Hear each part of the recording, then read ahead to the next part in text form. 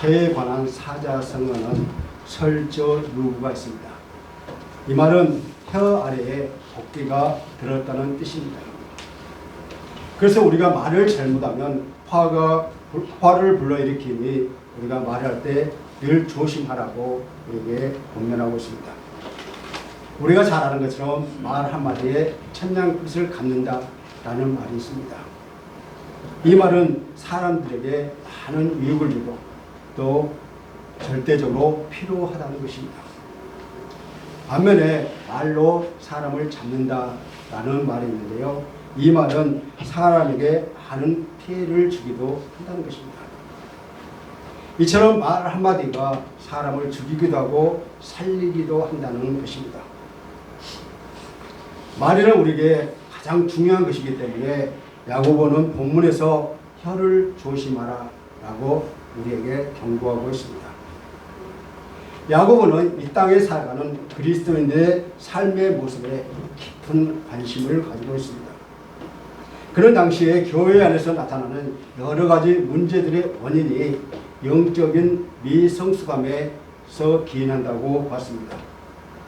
그래서 야고보는 성령 충만한 성숙한 그리스도인의 삶은 자신의 믿음을 삶 가운데 실천함을 강조하고 있는데, 특별히 야고보서 3장에서는 그는 그 믿음을 삶 가운데서 적용하는 몇 가지의 모습을 우리에게 보여주고 있습니다.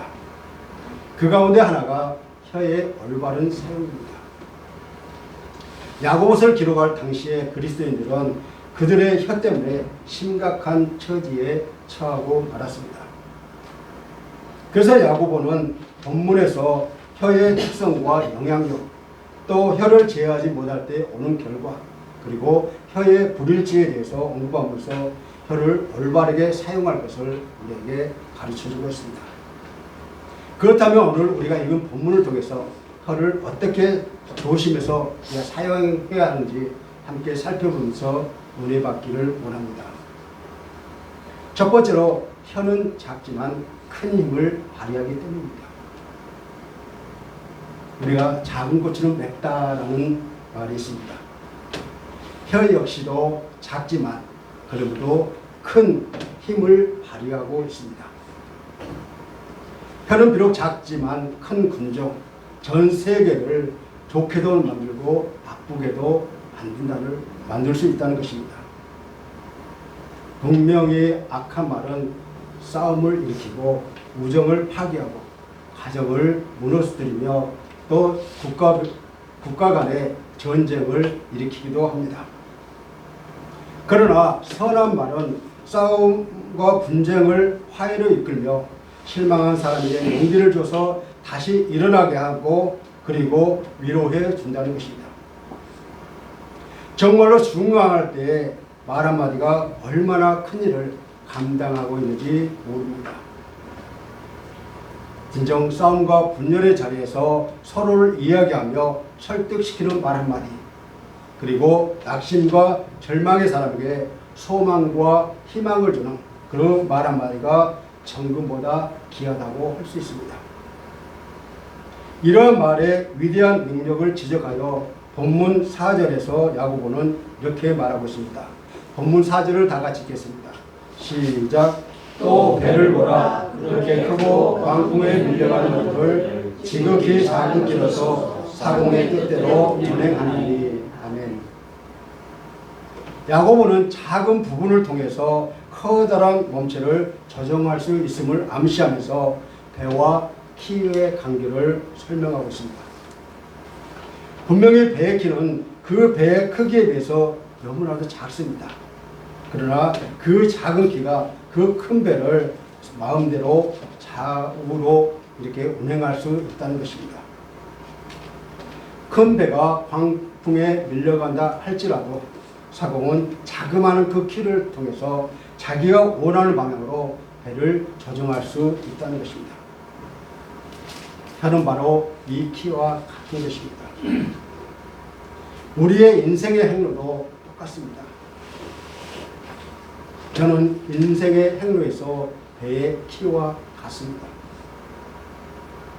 키가 작아도 사람의 인생의 행로를 조정하면 잘 조정하면 평안하고 형통한 인생의 목적지를 향해서 순조롭게 갈 수 있지만 그 잘못 조정하면 배가 멋대로 움직여서 바다에漂流하게 되고 결국은 파손을 당하게 된다는 것입니다. 이처럼 사람이 혀도 바로 사용하면 모든 일이 순조롭게 되지만 잘못 사용하면 인생의 행위에서 이리저리 헤매다가 결국은 파멸에 이르고 만다는 것입니다. 성경에도 이런 사건들이 많이 있습니다. 그 대표적인 예로 솔로몬이 죽었을 때 그 뒤를 이어서 왕위에 오른 르호보암은 솔로몬에게 쫓겨나서 망명생활을 하고 있던 여로보암이 찾아왔습니다. 여로보암을 비롯하여 국방의 10지파 백성들이 이스라엘을 초대 통치자인 르호보암에게 찾아와서 가혹한 통치를 완화시켜달라고 그렇게 부탁을 합니다. 그런데 르호보암이 내 아버지는 가죽 채찍으로 너를 치셨으나 나는 정갈 채찍으로 치리라 라고 호구를 했습니다. 결국 르호보암의 그 말 한마디 때문에 다윗과 솔로몬 시대에 통일 왕국으로 번영을 누릴 때 이스라엘이 남북으로 갈라지는 그러한 일을 맞이하게 되었습니다. 저는 작지만 이러한 비운 나라의 운명도 좌우될 수 있다는 것을 우리에게 가르쳐주고 있습니다. 그러므로 우리는 잠언 17장 20절에서 혀가 패역한 자는 재앙에 빠지느니라 라는 말씀을 늘 기억하며 혀를 잘못 사용하며 크나큰 재앙을 가져옴을 인식하고 우리는 혀를 조심해야 한다는 것입니다. 혀가 가지고 있는 큰 힘은 우리가 늘 인식하면서 혀를 잘 지킴으로 평안한 인생도 살고 건강한 신앙도 소유하는 저와 여러분이 되시기를 주님의 이름으로 간절히 축원합니다. 두 번째로 혀는 파괴하는 불이기 때문입니다. 우리가 잘 아는 것처럼 한 계피 성냥불은 비록 작지만 온 지방과 온 마을과 온 산을 태워버릴 수 있습니다. 불은 모든 것을 다 태워서 재로 만드는 것이기 때문에 조심하지 않으면 실로 위험한 일입니다. 그러나 이처럼 위험한 불도 우리가 잘만 이용하면 인간에게 많은 유익을 줄 수가 있습니다. 그러기에 우리가 혀를 바르게 사용하면 우리 인생사와 신앙생활에 많은 유익을 얻을 수가 있습니다. 혀는 바로 이 불과 같은 것이라고 야고보는 6절을 통해서 본문 6절을 통해서 말하고 있습니다. 다 같이 읽겠습니다. 본문 6절입니다. 시작. 혀는 우리요 우리의 생이라. 혀는 우리 지체동에서 온몸을 더럽히고 삶의 수레바퀴를 불사르나니 그 사는 것이 족에서 나니라. 아멘. 혀는 불과 같이 모든 것을 태워버릴 뿐만 아니라 온 세상의 모든 악들과 연관이 되어 사람들로 하여금 범죄하게 만듭니다. 그만큼 우리의 삶에서 혀가 가지고 있는 영향력은 아주 대단하다는 것입니다. 또한 혀는 우리의 온몸을 더럽힐 뿐만 아니라 불과 같아서 인생을 파괴시킨다는 것입니다. 어떤 경우에 혀는 우리 인생에 불과 같은 막대한 손해를 줄 수도 있다는 것입니다. 이처럼 혀와 동일시되며 인생 전체를 파괴시킬 수 있는 불의 근원은 바로 지옥불이라고 했습니다. 야고보는 이런 표현을 통해서 만약 각자가 자신의 혀의 힘을 제어하는 데 실패한다면 급기야 완전한 파멸에 이르는 것을 피할 수 없다는 것을 우리에게 경고하고 있습니다. 왜냐하면 파멸할 수밖에 없는 그러한 혀의 오용과 남용이 사단으로부터 비롯되었기 때문입니다. 또한 잠언 16장 27절에서 잠언 기자는 불량한 자는 악을 꾀하나니 그 입술에는 맹렬한 불 같은 것이 있느니라 라고 말하고 있습니다. 그러면 왜 혀가 그 끼치는 피해가 맹렬히 타는 불과 같다고 했을까요? 그 첫 번째 이유는 피해 범위가 굉장히 넓기 때문입니다. 우리가 요즘에 산불 많이 보잖아요. 산불을 보면은 그 산불이 온 산을 다 태우거든요. 수백 에이커를 태우고 수만 에이커를 태운다고 우리는 뉴스를 보게 됩니다. 그렇게 산불이 나면은 많은 나무를 태우듯이 더 많은 사람들을 다치게 한다는 것입니다. 발 없는 말이 천리를 간다는 속담이 있습니다. 무심코 저와 여러분이 내뱉은 그 말 한마디가 어느새 널리 퍼져서 많은 사람들의 마음에 상처를 주고 급기야는 그들을 죽이기까지 한다는 것입니다. 그래서 어떤 이는 몸에 난 상처는 우리가 나을 수 있지만 마음으로 받은 모욕의 상처는 평생 동안 지속된다고 그렇게 했습니다. 그리고 총이나 칼로 죽은 사람보다 독술로 죽은 사람이 더 많다는 것입니다. 이처럼 혀는 악한 말을 멀리 떨어지는 사람을 독술로 죽일 수 있을 만큼, 그리고 평생 아물지 않는 상처가 될 만큼 그 피해의 범위가 굉장히 넓다는 것입니다.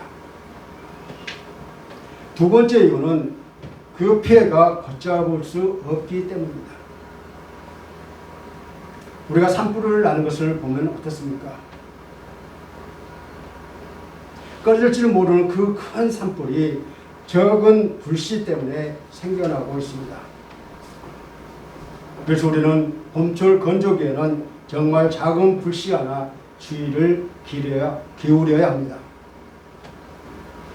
왜냐하면 불이 나면 걷잡을 수 없이 또 틈도 낼 수 없이 주변에서 계속 옮겨가서 많은 것을 태워버리는 그러한 일을 일어나기 때문에 우리는 조심해야 한다는 것입니다.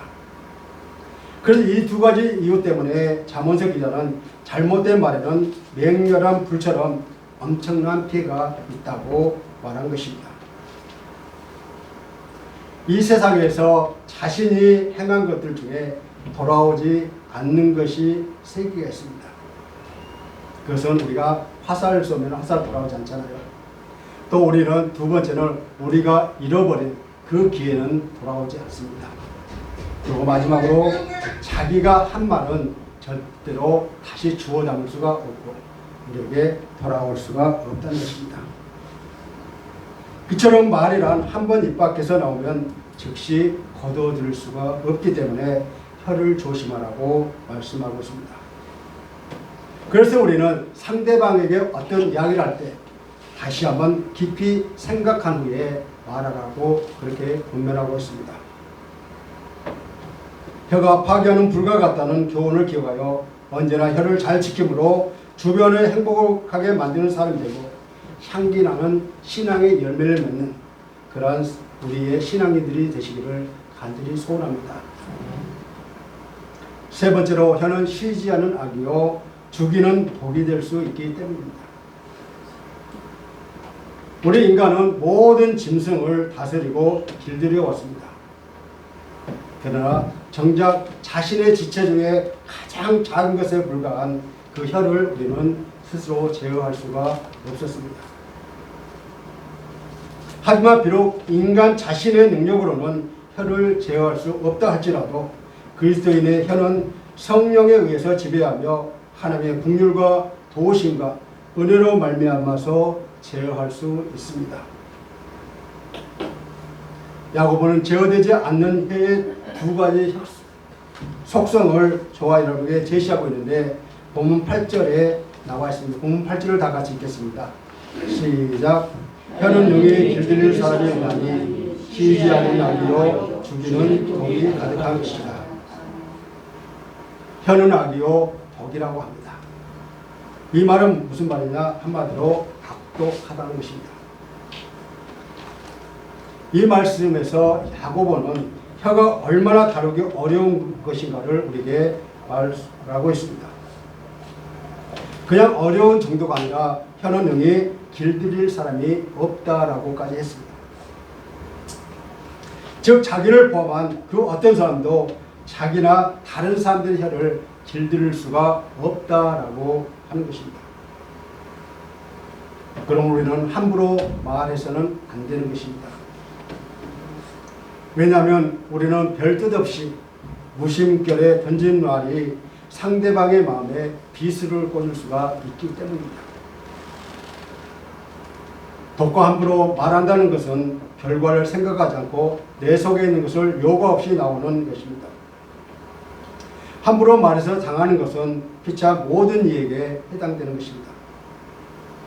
듣는 이도 상처요, 말한 이도 이후에 그 후회를 감당하지 못할 때가 있습니다. 여러분 기억하십시오. 혀는 쉬지 않는 독이요 죽이는 독이 가득한 것이라고 오늘 본문을 통해서 말씀하고 있습니다. 언어의 독 화살이 우리의 몸에 박히면 우리는 마비 증세를 느끼며 열이 확 오르고 숨이 막히게 된다는 것입니다. 그리고 우리는 그 말에 그 상처로 인해서 죽음의 고통을 겪게 된다는 것입니다. 그러므로 우리가 혀를 어떻게 통제하느냐에 따라서 우리의 삶이 달라질 수가 있습니다. 길들이다라는 헬라어는 다마조인데 이 다마조라는 단어는 복종시키다, 제어하다라는 의미가 더 강한 단어입니다. 길들여지지 않는 맹수는 언제라도 사람을 해칠 수 있는 쉬지 않는 악이요 죽일 수 있는 독이라고 합니다. 쉬지 않은 악은 마치 복종될 수 없는 흉악한 짐승과도 같은 것으로 결코 제어할 수 없음을 암시합니다. 죽이는 독은 죽음을 가져오는 독을 의미하는데 독사에게 물린 즉시 그 독이 우리 온몸에 퍼져서 우리는 바로 죽게 된다는 것입니다. 그러므로 혀를 잘 길들여야 합니다. 그렇다면 우리가 어떻게 혀를 잘 길들일 수 있을까요? 우리는 성령님의 도우심으로 우리의 혀를 길들일 수가 있습니다. 성령의 도우심을 통해 우리는 자신의 인간적인 한계를 극복하며 혀를 잘 길들일 수 있고 굴복시킬 수 있습니다. 두말할 필요 없이 우리는 모든 일에 늘 성령의 도우심을 간구해야 하지만 특히 혀를 잘 지키기 위해서 성령의 도우심을 받아야 한다는 것입니다. 성령님의 도우심을 받지 않고 인간의 본성만을 가지고 인생을 살고 신앙생활을 하려는 사람은 그 길들여지지 않는 혀 때문에 언제나 이웃을 해치고 교회를 해칠 수가 있습니다. 우리는 성령님의 도우심을 간구하여 매 순간 성령의 도우심을 받음으로 혀를 잘 길들이고 복종시켜 이웃도 살리고 교회도 살리고 여러분이 살아나는 귀한 시간이 되시기를 간절히 소원합니다. 네 번째는 혀는 변덕스럽기 때문입니다. 사람 누구나 다른 사람을 칭찬도 해보고 다른 사람을 미워도 해봤던 그런 경험이 있을 것입니다.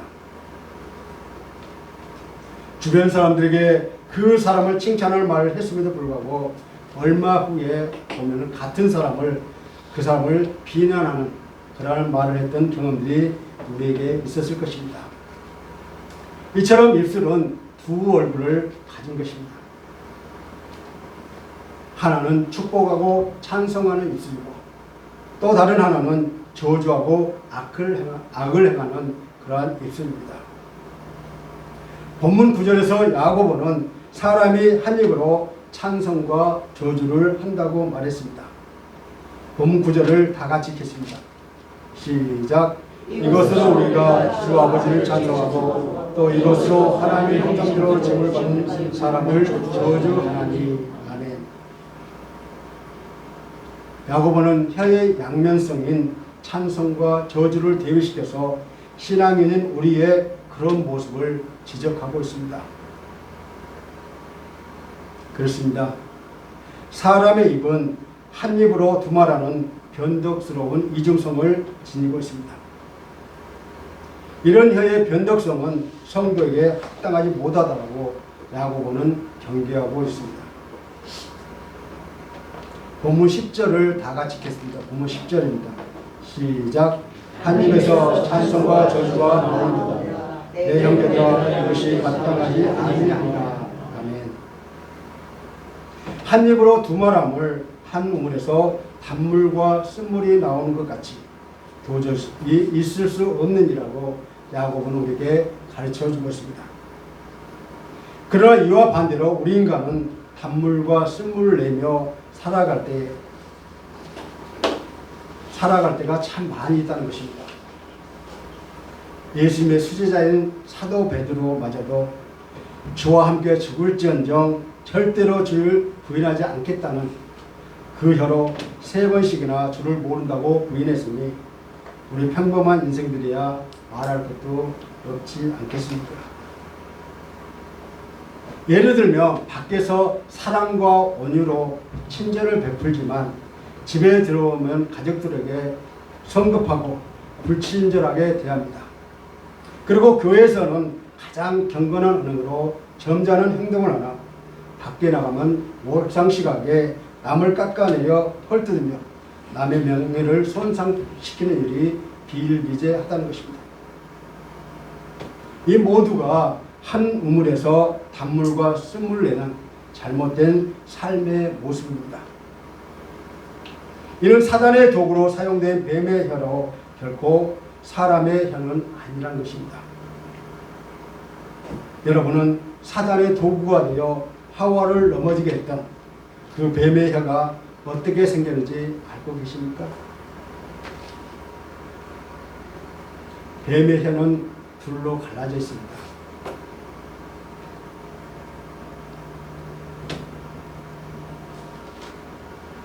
뱀의 혀는 죄를 짓게 하는 이중성과 변덕성을 상징합니다. 그러나 사람의 혀는 어떻습니까?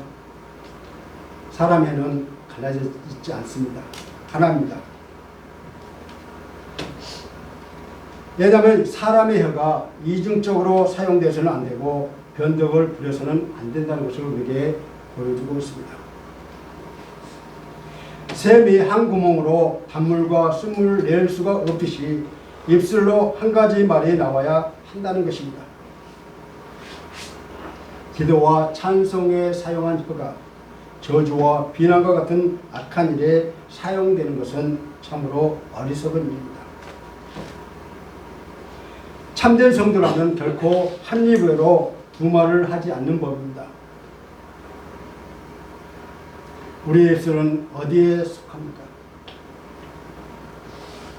한 입으로 두 말하지 않고 항상 자신의 말과 일치하는 그런 삶을 살아야 한다는 것입니다. 저주하고 악을 행하는 입술을 버리고 축복과 찬송하는 하나님의 자녀들이 되시기를 간절히 소원합니다. 사랑하는 성도 여러분, 혀는 하나님이 우리에게 주신 능력 중에서 가장 영향력 있는 것 중에 하나입니다. 이 입을 가지고 하나님을 찬송할 수도 있고 기도도 하며 다른 사람들을 그리스도께로 인도하기도 합니다. 그러나 같은 입을 가지고 우리는 또한 다른 사람들에 대해서 험담을 하거나 타인의 마음속에 심한 상처를 남기기도 합니다. 사람과 인생, 생명을 태우는 격렬한 말은 반드시 그 기초가 사단 마귀에게 있다는 사실을 우리는 분명하게 기억해야 합니다. 어떻게 한 입으로 찬송과 저주가 나올 수 있겠는가? 이것은 우리 그리스도인들에게는 어울리지 않는 말입니다. 불같은 혀로 인류 최초의 인간인 아담과 하와의 마음을 교만으로 불붙게 하여 그들의 인생은 말할 것도 없이 인류 전체를 불살라버린 것을 우리는 잊지 말아야 합니다. 샘이 한 구멍에서 단물과 쓴물이 나올 수 없듯이 그리스도인들은 한 입으로 서로 모순된 말을 할 수 없다는 것입니다. 따라서 혀를 조정할 수 있는 능력은 성숙한 그리스도인에게 있어서는 절대로 필요하다는 것입니다. 말씀을 맺겠습니다. 야고보는 말에 실수가 없으면 안전한 자라고 말하고 있습니다. 그래서 말에 실수가 없으려면 우리는 혀를 조심해야 합니다. 그러므로 우리는 입에 재갈을 먹여 혀를 조심했던 시편 기사처럼 혀를 우리는 다스려야 한다는 것입니다. 혀를 잘 지키고 혀를 잘 지키는 그러한 인생길은 바로 걷는 사람은 좋은 사람이고 신앙길에 바로 걷는 좋은 신앙인이 되어서 단물화되는 선한 혀를 가짐으로 축복받는 성도들이 되시기를 우리는 노력해야 한다는 것입니다. 그래서 사탄의 악한 혀로 마음을 더럽혀 삶의 허망함에 불태워 버리지 마시고 성령의 불로 마음에 더러운 모든 것들을 불살라 거룩한 생명의 존재한 삶을 하나님의 세계로 승화시키는 복된 은혜의 삶이 되시기를 주님의 이름으로 간절히 축원합니다. 나는 언어 중에서 제어할 부분이 무엇이며 어떤 말인지 시간 잠시 묵상하시겠습니다.